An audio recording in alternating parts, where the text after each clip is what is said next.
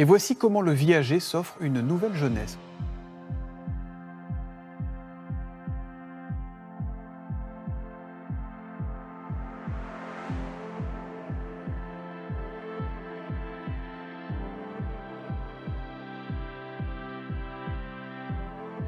Sophie Richard est avec nous. Bonjour Sophie. Bonjour. Bonjour Sophie Richard. Merci d'être avec nous pour Viagimo. Réseau immobilier spécialiste du viager.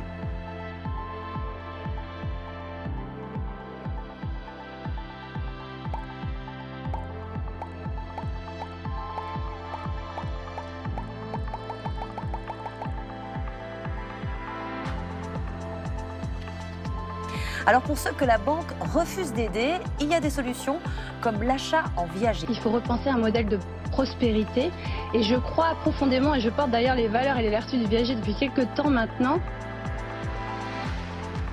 Les Français sont de plus en plus nombreux à se tourner vers le viager. Pour ce 85 mètres carrés, l'acquéreur va lui verser plus de 67 000 € à la signature. Et là, faut que je la rattrape. Et surtout une rente à vie, 634 € tous les mois.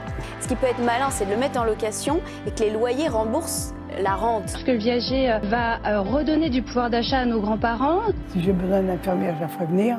Et puis, ça sera aussi bien que d'aller dans les EHPAD. Ça peut être assez intéressant. C'est pas mal ça.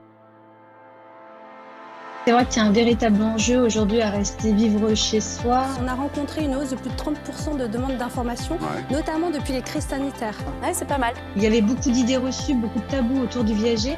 Et avec de la pédagogie, on arrive vraiment à faire tomber les barrières psychologiques.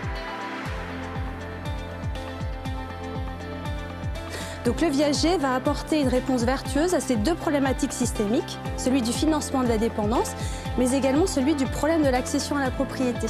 Tous les feux sont ouverts pour le marché du viager qui est croissant. Donc on est vraiment sur un marché de niche, mais qui est résolument porteur. Ainsi, de plus en plus d'anciens se disent qu'il vaut mieux un bon viager qu'une mauvaise et coûteuse maison de retraite.